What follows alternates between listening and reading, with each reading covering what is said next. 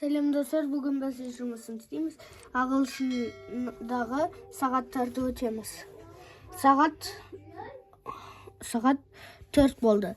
It's 4 o'clock. It's 4 o'clock деген сағат ровно 4 болды дегенді білдіреді. 5-тен 5 кетті. It's 5 past 5. Бірінші бізде минут айтылады ағылшында. Ал past дегеніміз кетті. It's 5 past 5. It's 10 past 6. Алтыдан 10 кетті. It's 10 past 6.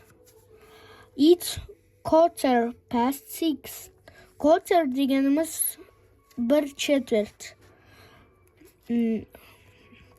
Ол 15 минутты білдіреді. Алтыдан 15 минут кетсе, біз it's quarter past 6 деп айтамыз. Ал half дегеніміз қалды. Ой, жоқ.